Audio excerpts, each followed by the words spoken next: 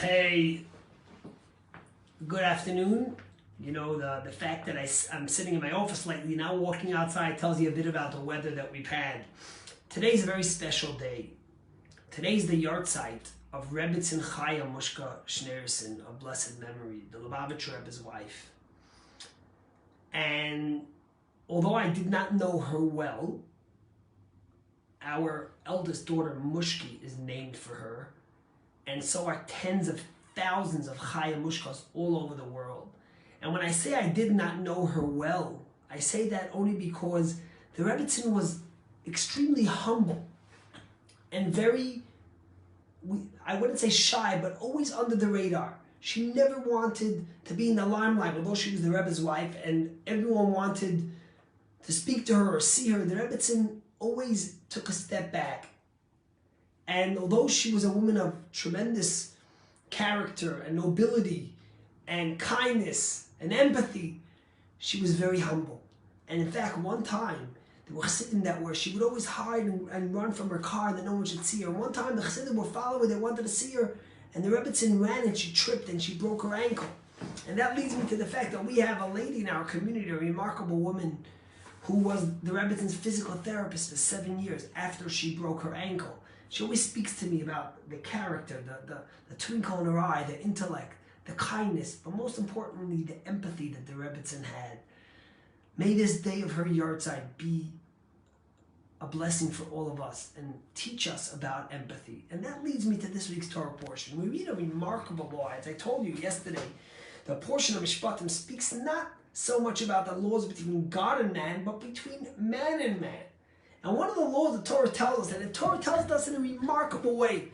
The Torah tells us what happens, you get a loan money to a person, and the person is not going to be able to pay it back, so you're going to take one of his things as collateral, as a guarantor, that he takes it back. You take his blankets from him.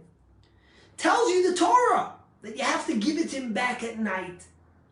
The Torah tells you why. The Torah says, you know why you have to give it to him back at night? This is his only piece of clothing. What's he going to sleep with? But if he cries to me because he has nothing to sleep with, I will listen because I have compassion. You know, the Torah gives us many, many laws. But the Torah seldom tells us the reasoning for the law, especially if it's self-understood. The Torah doesn't tell us not to kill. Why? Because it's a bad. Obviously, you know you're not supposed to kill. The same thing with stealing. But why, when it comes to this law where the Torah demands that if we take a collateral, a guarantor from someone who loans money from us, that we have to give them back at night?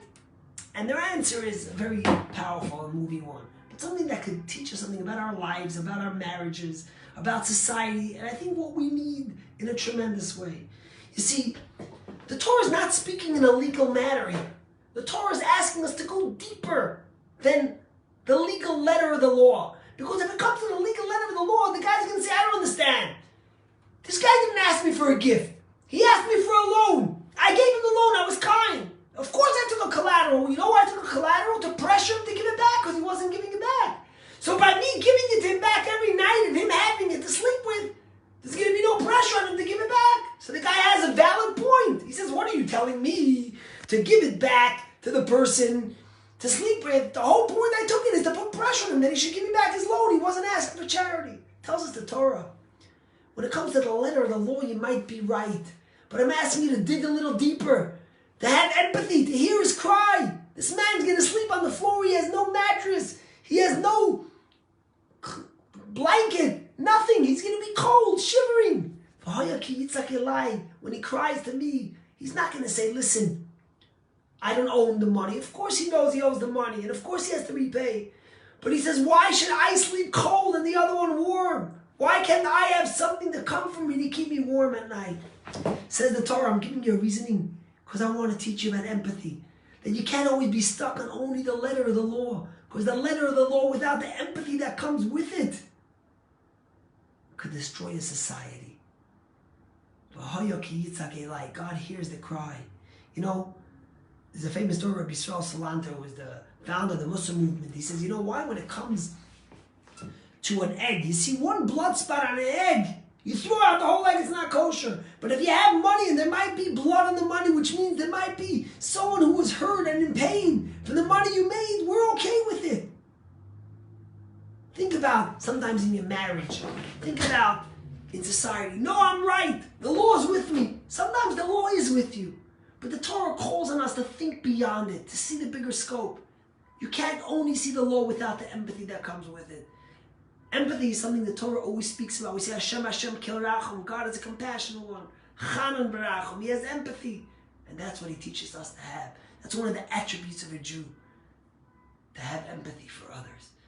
And that's what we learn from the Rebbetzin.